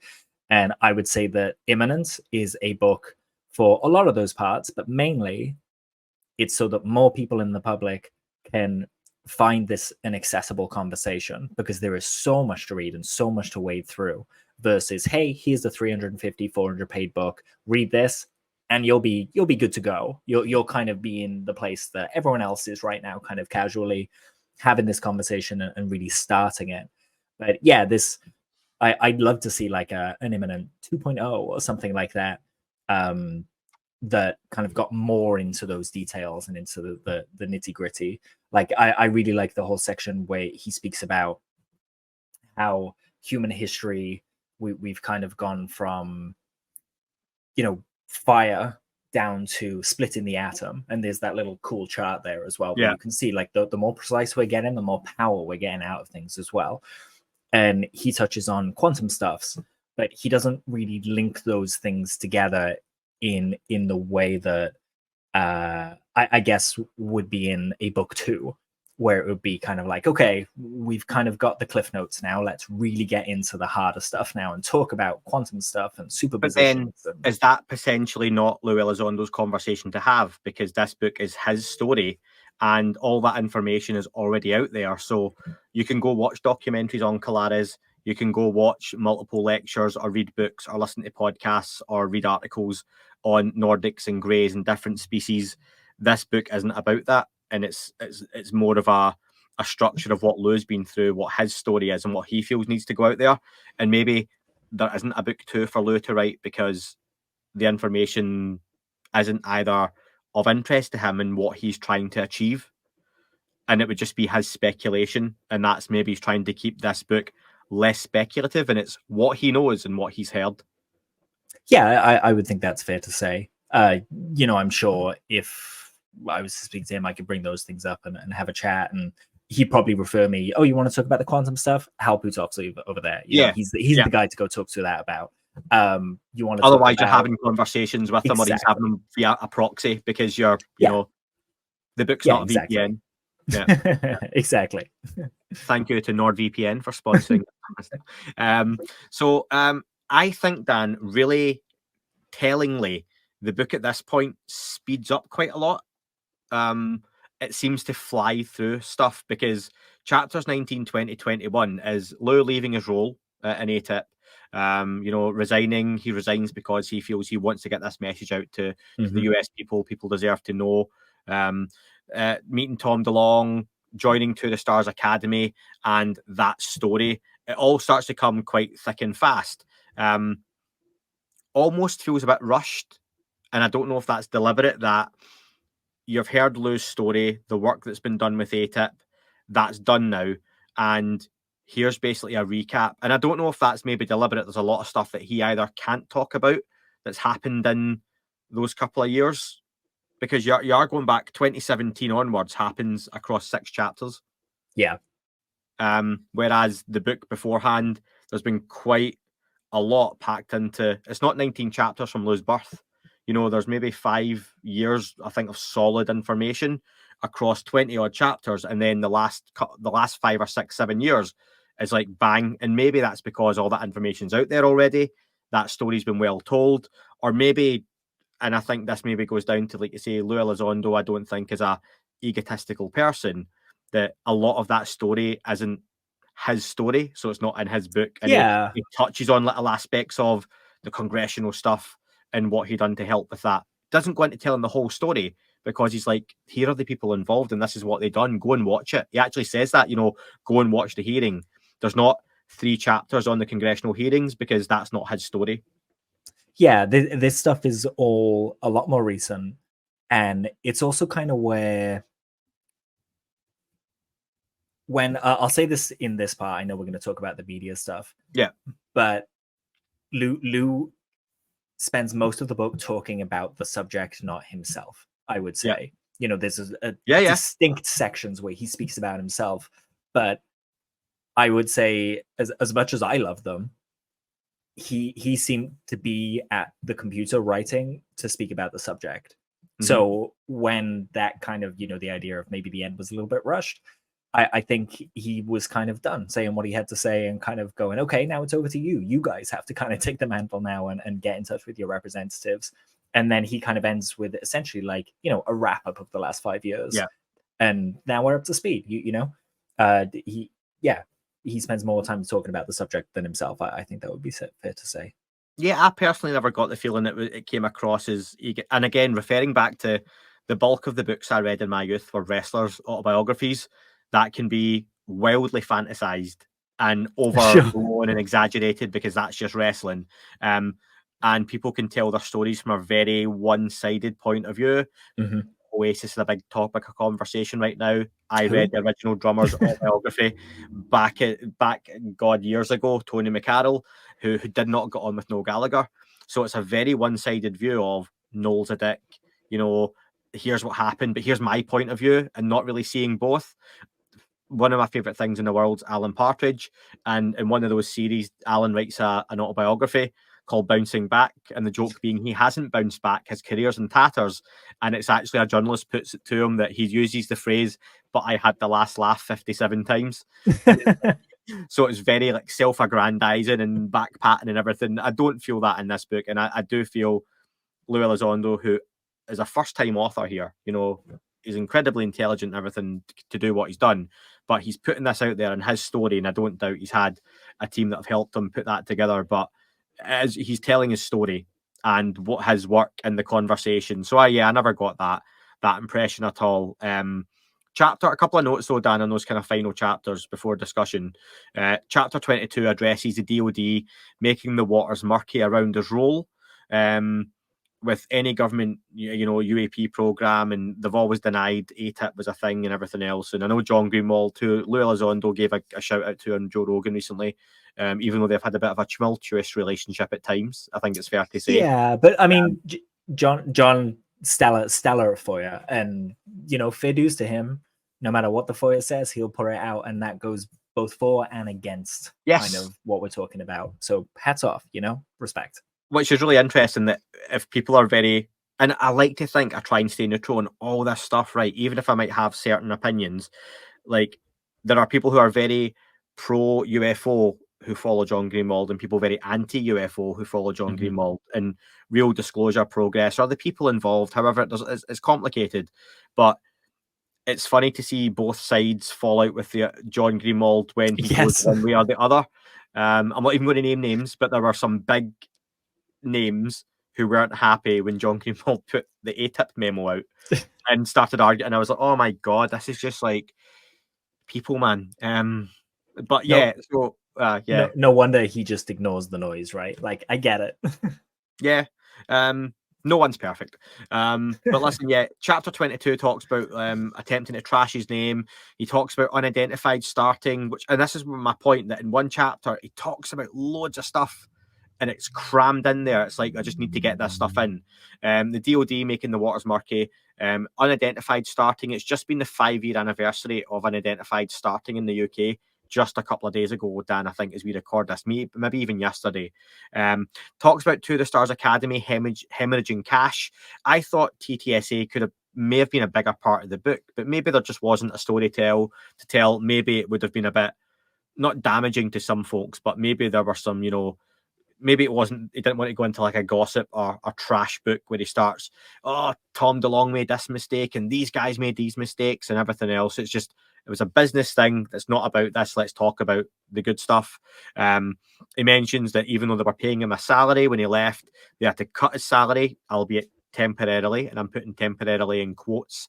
Lou and his family ended up moving out their home to stay in an RV. His wife, Jennifer Elizondo, I know you've met her, Dan. I'll say that one for you.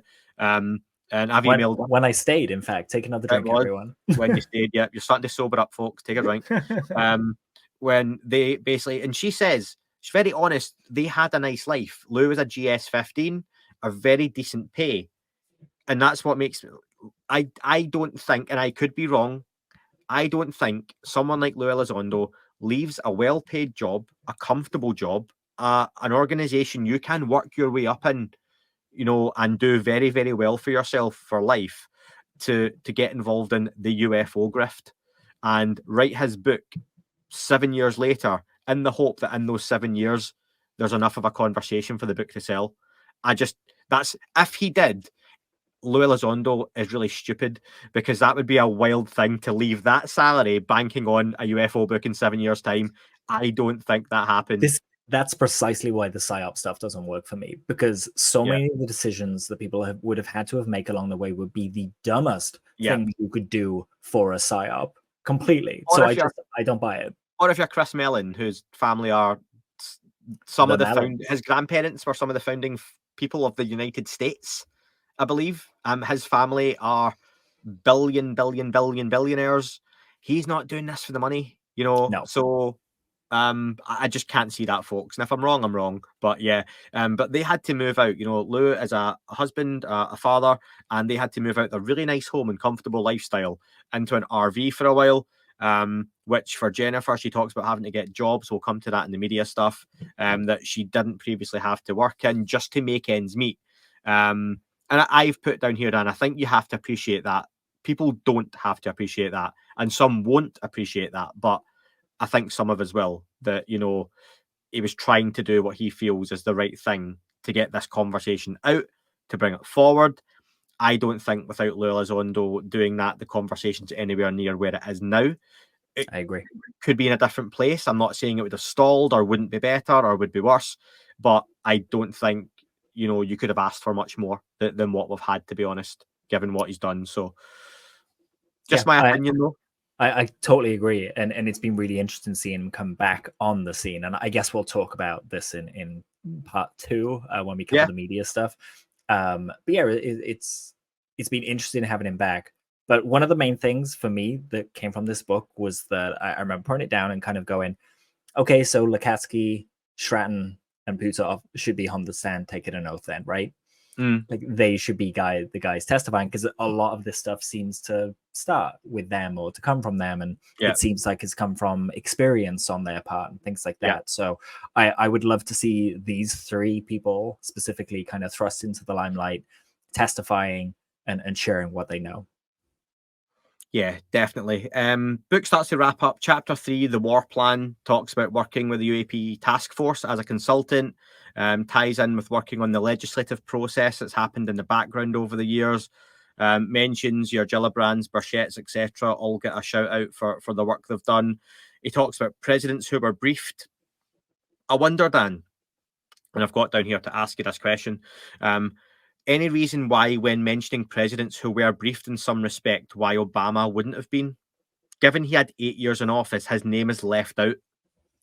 Glaring, isn't it? I felt exactly the same way, especially given Obama's comments. You know, either side, but Obama wasn't kind of fingered in that kind of lineup, and it struck me as really it struck me as really curious. Yeah, and my mind goes 2 ways on it. One is that fine, he wasn't briefed then.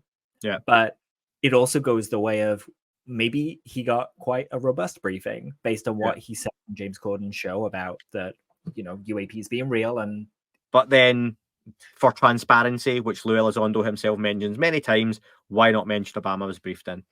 Yeah, don't know. Please put it down on your questions to ask Lou about. Yeah, very curious. So yeah, and then the book literally wraps up Dan, like you've mentioned just before, saying that there's more to be done. People should reach out, talk to senators, congressmen and women, all that kind of stuff. It's kind of over to you, over to the public to keep the pressure going. I get the feeling in a lot of ways, and like you've said, it's a great starting point for a lot of folks. And I'll mention when we get to listener questions, I don't think it's the only starting point now, but I think there's now one of two or three at least starting points for people new to the topic. I wonder at this point, can Luis Elizondo do much more in terms of his work in conversation? Does he want to do much more? Is this a case of, look, as he says, he wrote the book and it means everything's real now. Everything's down there. There's the record. There's the story. People like me are going to talk to him in interviews. People in the public are going to go out and read it and get interested in the UFO topic, or read it and think it's all bullshit. There are going to be political figures who are going to pick it up and read it and go, interesting. Maybe go and speak to some colleagues high up, high ranking officials, whatever, get more information on it. I think you'll see others pick it up who are maybe in academia, people in the finance sector, investors, people who would attend a SALT conference, who'll maybe pick it up and go, this UFO thing, let me see, I've heard this guy's name mentioned, what the hell's going on? They see some classic stuff, they see some stuff they didn't know, and they see a kind of call to action. And if that gets folks on board, I think you can say Luis Elizondo has more than done his piece from what he started to now. And if he wants to then ride off into the sunset in the near future to say it's over to someone else, I don't think that's unfair. Yeah, I wholeheartedly agree. There's the blacked out sections that maybe there's some stuff there that Lou has to share in the future. But by and large now, it feels like he shared his whole story from his point of view, what he learned, when he learned it, why he learned it, why he's so convinced that this is real. And we've got it all written down in a book now. There's no taking that away from him.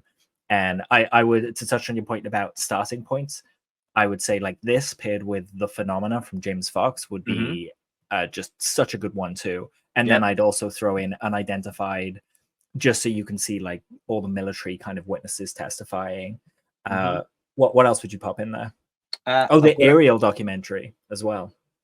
Before that, I would put in, because I think that's still a branching off. I think that's still you've read Lou's book, you then go and watch Aerial.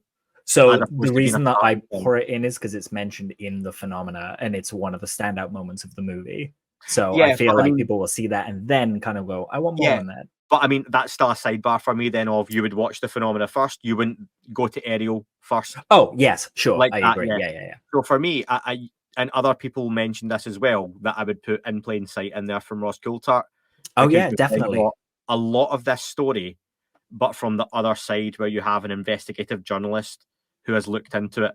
Quite similar to Luis Elizondo, where he's come in not as a UFO person and started looking into this topic, but from a journalistic point of view, and uncovered a lot of this stuff from that side of a fence. So I think you have those three, though, for me, as In Plain Sight, Imminent, and The Phenomenon. Yeah, and Ross kind of wasn't versed in this stuff before. He wasn't a UFO guy. No. He came into it and wrote that book about his investigation. So, you get a nice independent kind of look at the subject through that side of things. And his book and investigation, In Plain Sight, is supposed to be a rebuttal of the UFO topic. It's supposed to be why this is bullshit. It's meant to be his Project Blue Book, Sure. So, and it wasn't, because he looked into it so much and was like, wow, there's so much to this. Yeah. Dan, 90 minutes. I've got some discussion-y stuff for you. Can we just pause real quick? Yeah. Pause the actual interview? Yes. So, folks, we are going to use some of that time dilation talked about before, and you won't even know we've been gone. And we're back, like we've never been away. Magic. Yeah, absolutely. Magic. Dan, I've got a question for you before we move on to listener questions and thoughts. Is there anything missing from the book you would have liked to have seen, or you at least thought might have been in there but isn't? Honestly, hand on heart, no. Like, it contained everything that I ever expected it to contain. I would have liked some UFO images in there that we hadn't seen, but I didn't really ever think we were going to get them. Yeah. So hand on heart, I'd say this is exactly what I expected, and it, you know, really scratched that itch for me. I think for me, maybe some of the, similar to you, there was stuff I would have loved which we were never going to get, unrealistically. I think maybe some of the expanded To the Stars Academy stuff might have been good. Okay. A bit more of their time together, some of the work. Like people like Steve Justice, maybe, you know, some of those conversations that maybe were had, but again, maybe that's stuff that just can't be talked about. Frustratingly, but maybe some of that stuff would have been nice. You remember in Unidentified, some of those conversations where it's like Tom DeLonge, Luis Elizondo, Jim Semivan, Hal Mhm. put all around a table, and it's like maybe some of that stuff. I don't know. Maybe Yeah, that would have been some cool. stories from there that we've not heard or haven't been included. That kind of maybe would have been nice. But again, maybe that's stuff that conversations were had that people like Hal, Steve Justice, and whatnot would have been like, this is just for us. And even maybe Lou approached them and was like, I'm writing the book, and they've went, no, don't put it in. Yeah. You know, like, which you would Yeah, understand. So understandable. And Lou's yeah. been very gracious with mentioning, even since like 2017 when he first came out, there are certain people that he just didn't mention until they were ready to come out and talk. And when they did, Lou acknowledged them and thanked them. Yeah. So here's the listener thoughts and questions, and we'll run through these, Dan, to kind of wrap up. We've went an hour and a half, so loads of content for Not you on this bad, one. yeah. If you've lasted this long, it could just be me and you talking, and no one's even at this point. I'm just going to put this all out in a winner, folks, not split it up into two. So hopefully you've made it all the way through. If not, you've listened to it in parts. So from Paul. Paul says, here's my thoughts on Imminent. It's a solid, enjoyable read, and as a Lewis supporter, I'm pleased I've got it, audio and Kindle versions. But it's leaving me disappointed, even though I knew there were never going to be revelations before starting. And there's 3 bullet points he's put in. I'm not sure who it's aimed at. There's not enough detail or development of the narrative for anyone already interested in UAP, and equally there's not enough background or context for anyone new to the subject. Quickly on that one, Dan, I'll just say I get about the not enough detail for those maybe already heavily invested, that maybe for your taste, Paul, totally fair.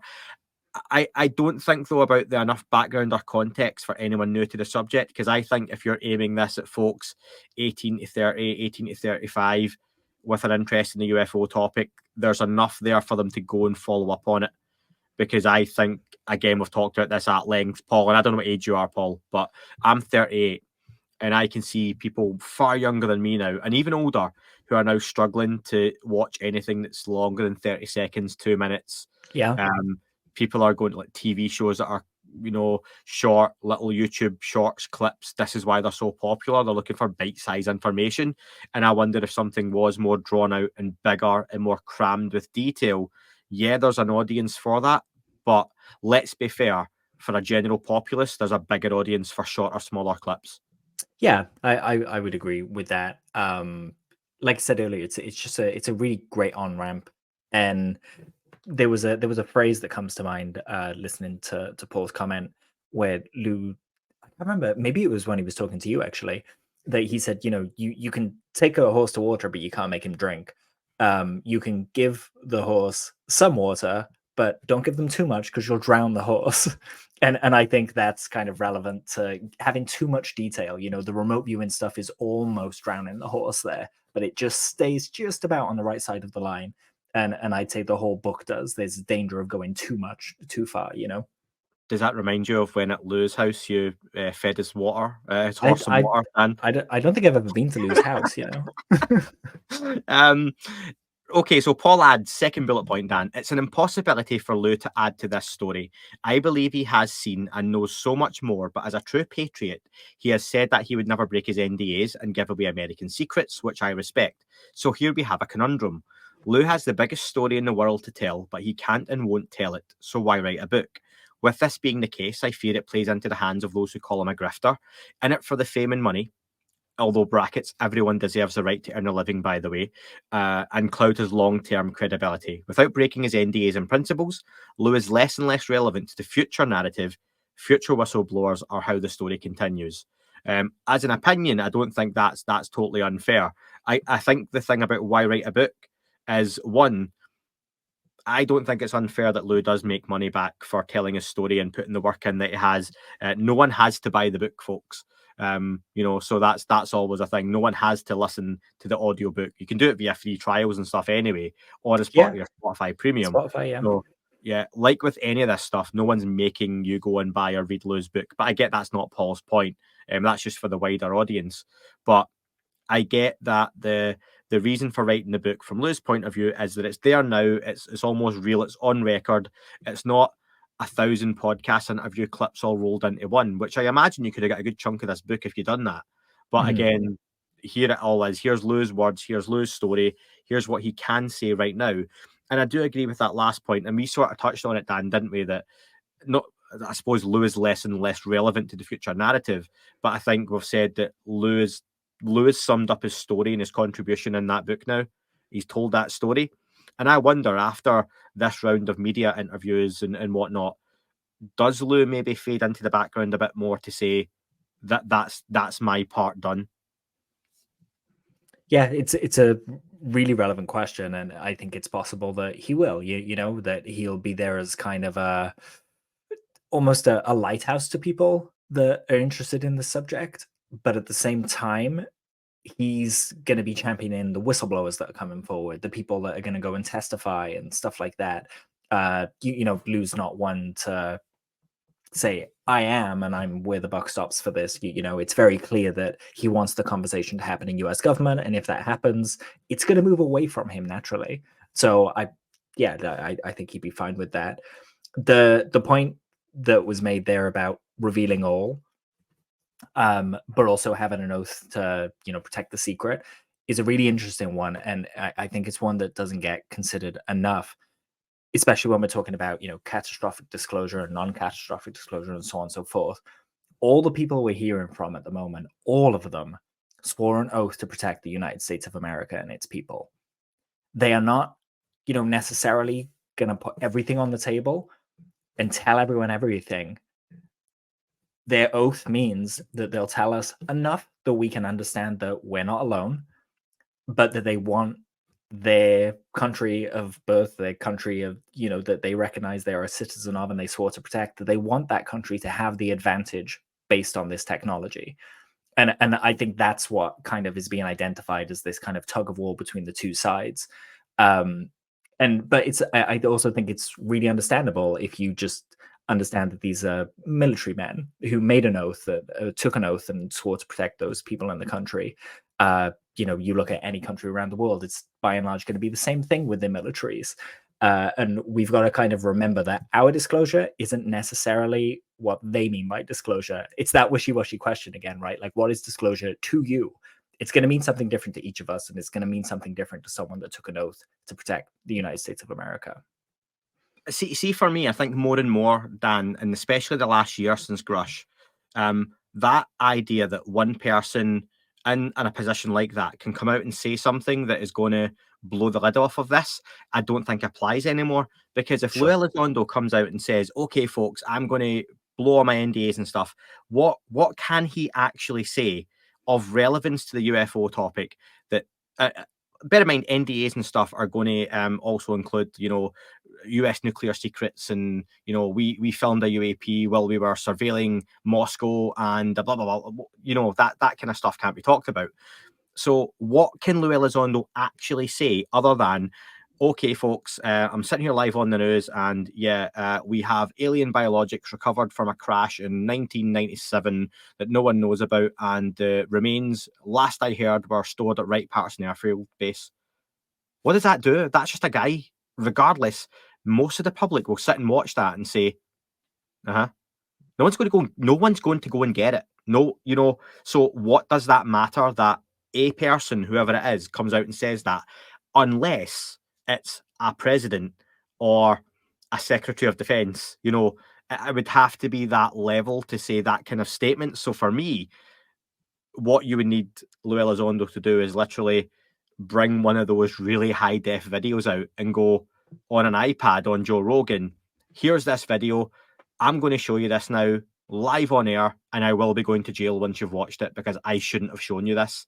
That is the only thing and there would still be naysayers, right? 100%, because it's just a video. Yep. But I think if you had an Elizondo or a Grush or whoever come out and do that, one, it gets them jailed. That's them gone. Families, everything else. Well done. That's still not proof. So I can sympathise, and I just think there's only so much they can say. Ross Coulthart came out and basically said there's a UFO so big with a building built over it somewhere on the planet that they can't move it. If Luis Elizondo comes out and says where it is and where the UFO is, does that change anything? What if the thing's 100 feet underground? I guess the only thing it could possibly impact would be, say, for example, if China's got a legacy UAP program and they want to get more material, it would clue them in an intelligence game. But in terms of disclosure for the public, for humanity, nothing, right? That would be a black op that we wouldn't know about that if that happened. Yeah, it just becomes a thing. And last bullet point from Paul, and really good points though, Paul. I appreciate those good talking points and speculation.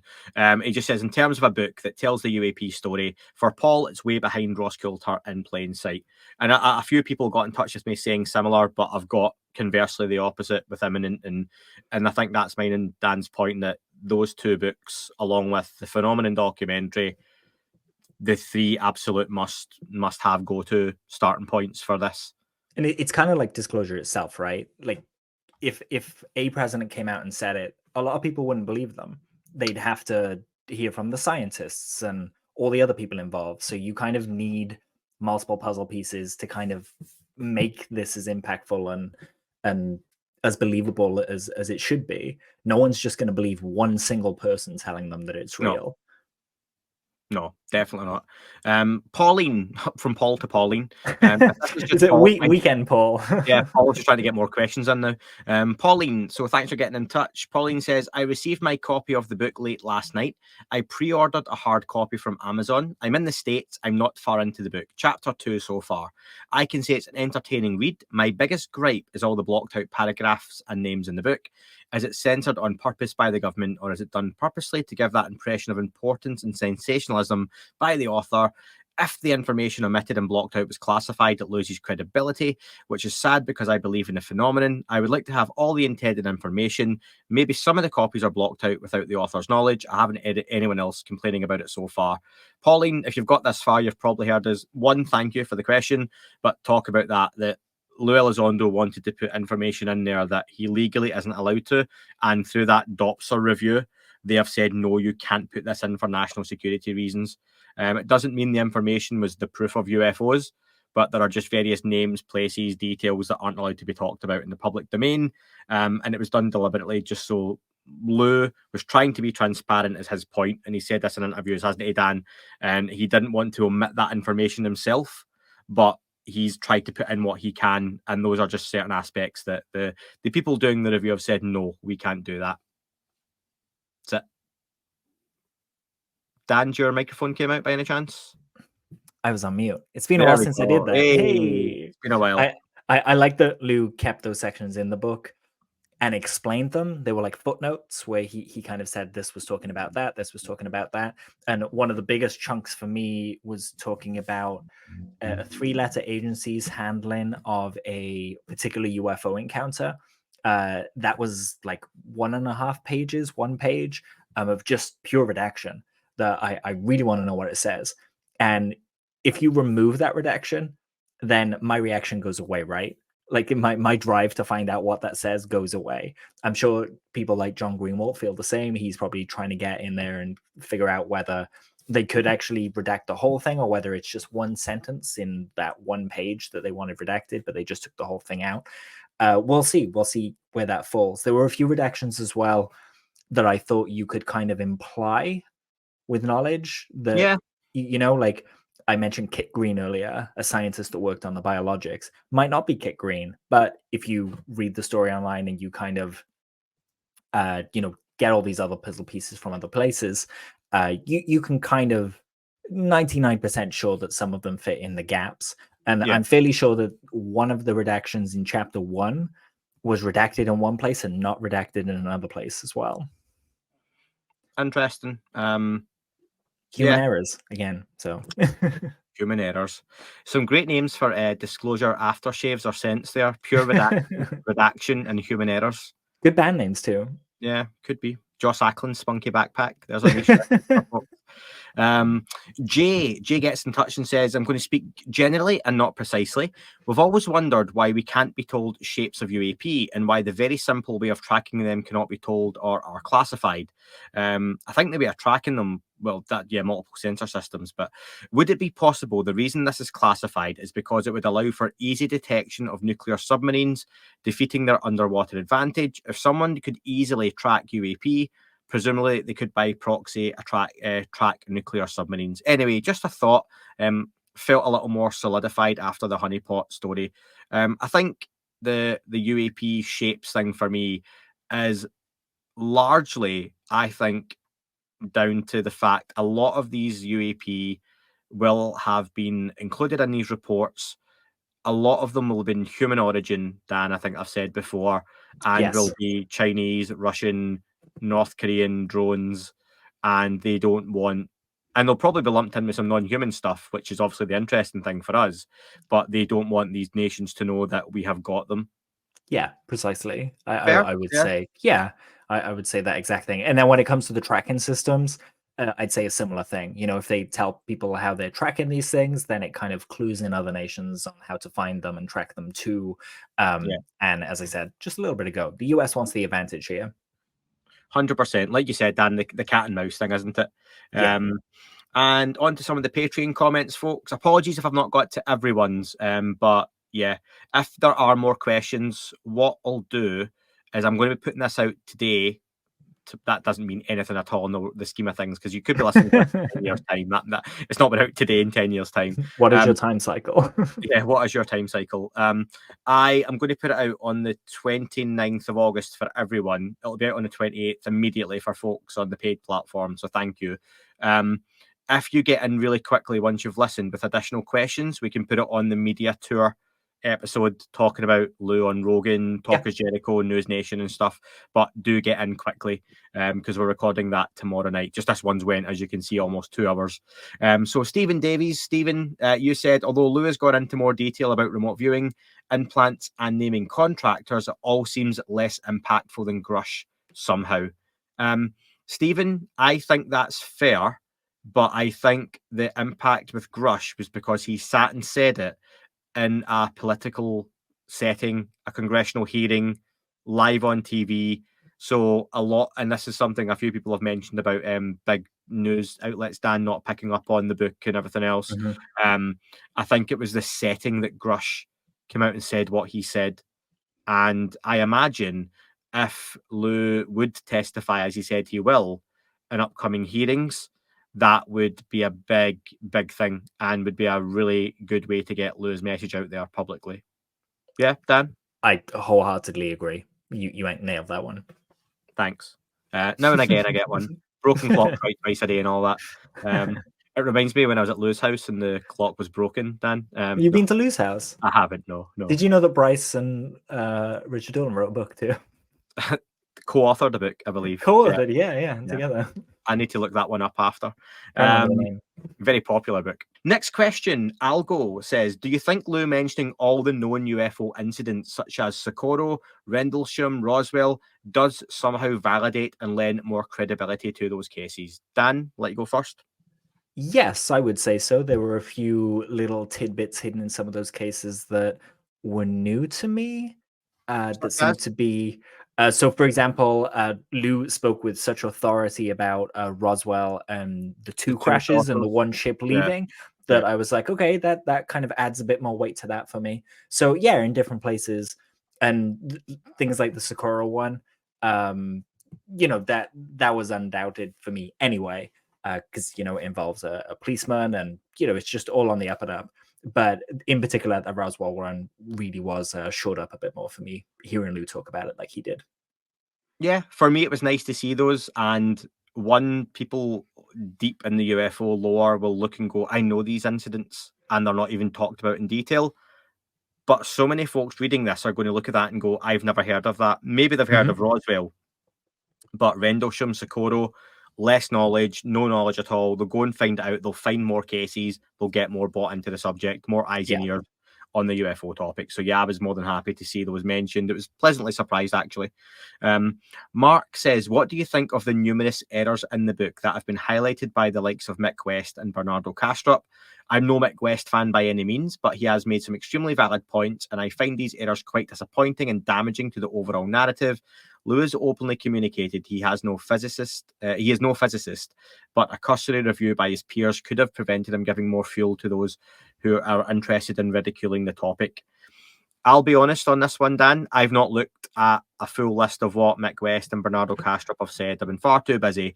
However, looking at some of the replies to some of the comments Bernardo Kastrup made about it was something like, and I'm going to totally bastardize this, but I'll give you the general point, was Lou mentioned an energy unit, and the comment was, you don't use that unit to measure energy. This is used in something else, blah, blah, blah. Someone should have checked this over for Lou. But a lot of the comments then have other people saying you actually can use this depending on the conversation. So it just seemed one of those things for me that it seems really nitpicky. I would think Lou would have given it to someone to read over or check over. And if he hasn't, fine. I seen Joe Murgia kind of mention that as well, that he would think Lou would have passed it on. For me, I don't think any error would take away from the overall message and what the book's trying to get at. I no doubt misquote stuff all the time or get things wrong. I hope it doesn't take away from the overall interview, presentation, or point that's been trying to be made. I think everyone does that. So, including the folks that are named, I'm sure Mick West and Bernardo Kastrup have as well. But yeah, just because you remember a couple of details wrong about the wedding day doesn't mean you didn't get married. So yeah, that was all. I love that. I remember when you first used that analogy, and now it's down to such a concise one-line thing, and it's so true as well. Yeah, and very true. But by and large, I agree with you. The internet is the internet. It doesn't matter what you say. Someone is going to come along and go, you're wrong. Me. And then you'll get the other side of it as well. So just like you, I don't tend to go and search those things out. Not because I don't want to know them, but just because the nitpicking isn't constructive. I don't want to talk about an energy unit for joules and why Lou might be wrong. I want to talk about the non-human intelligence that he's saying might be here. That for me feels like a bigger deal. So whilst I think it's important to check those details, I'm not going to hang my hat on them and spend my energy and time, all on those kind of things. Yeah. And Gary Noakes, Gary says, how has Lou managed to get clearance to give details on Roswell, but still the American government denies anything crashed? I think this is that whole thing, though, Gary, that DOPSR isn't about separating fact from fiction. So technically, Lou could make up an entire crash that never happened, and it would be cleared by DOPSR because it doesn't give any issues to national security. The Roswell story is out there. This is just a detail also that has been out there. There's conversations that the one craft crashed. There is conversations that there were two craft crashed. There are conversations that two craft. God, this is like a nursery rhyme or a puzzle. It sounds like a tongue twister. Yeah, two craft for me it is. Two craft crashed. But 1 week apart. That was one I heard, that there was one that crashed and a second craft came to retrieve that other one. That's been out there, and all Lou's saying is that there were two craft, one went away, one was retrieved. Again, we don't know that that's just a part of the conversation that's been passed on to Lou. That's not to say he's read it. He's not seen a video of it because there are no videos of it, unless he saw some really old, film of bodies and craft, which we don't know. But yeah, Lou has no doubt heard this story from someone else, from a document, had it passed on as like a Grush would have as well. So there's no national security being breached in that sense there at all. So yeah, Dan, listener questions wise, I'll leave it there. There were some other ones I never got a chance to add into the document, but I'll keep those for the media part, folks. But I'll get this out straight away tonight. Dan, thank you very much for your time this evening. Thank you for having me. Would you like to know my new phrase that I've been using to describe beings from other timelines? Oh yeah, Dan's copyrighted this. He's probably sold it to the stars already. I came out with it at Lou's house. No, I didn't. I'm kidding. So we already use interdimensional, I don't see why we don't use interdimensional. Folks, get in touch and tell Dan why he can't use interdimensional and why that doesn't work in any way, shape, or form. I don't know. I won't nitpick, Dan, over your small mistakes that you've made within that you no doubt have. But thank you very much. Look forward, Dan, to getting you back on tomorrow. We'll talk about those media tours. So he's done News Nation with Ross Coulter. Luis Elizondo has been on with Joe Rogan. Surprisingly, he was on Talk is Jericho with Chris Jericho, former WWF, WWE, and AEW wrestler. A few listeners were impressed with my AEW knowledge and were glad I mentioned AEW. I'm very aware of wrestling and my wrestling knowledge, folks, so thank you. So yeah, and he's done a few more interviews around that. So any thoughts on those, give us a shout, because I'll give a little spoiler ahead, Dan, and just ask you as a final thought. What have your thoughts been on Lou's media appearances, just to tease into the next part? Really refreshing, and it feels like there's fire in the community again. Yeah, I'll just say I think there are potentially more. There is more information to get from Lou on follow-up from these interviews than potentially came out in the book, especially if you've got a big interest in the UFO topic already. I think this is the stuff that you might be looking for from Lou. Agreed. If he's going to talk about it. But yeah, we'll be back very, very soon, folks. That is all for this episode. Thank you very much for tuning in. Don't forget to leave the podcast a review on your chosen platform. Apple and Spotify do make a huge difference to the algorithm. If you're checking the show out on YouTube, please don't forget to like and leave a comment on here as well. Any sharing you do is very much appreciated on any social media platform. And finally, you can listen to shows ad-free and sponsor-free in their glorious full versions by subscribing for less than the price of a coffee on Apple, Spotify. Just search That UFO Podcast Premium. YouTube, you can sign up and be a member, or you can do that through patreon.com. Thank you very much for listening, folks. It wasn't a Tic Tac and not quite a saucer, more like a hubcap designed by Chaucer, a little Baroque and quite steampunk, like Alice was playing bass for the Parliament of Folk. The little fucker hovered right outside of my window, and when I shoved out the screen, he made it an issue. I don't think he expected me to see his ass, but I'd had some champagne and smoked a little around.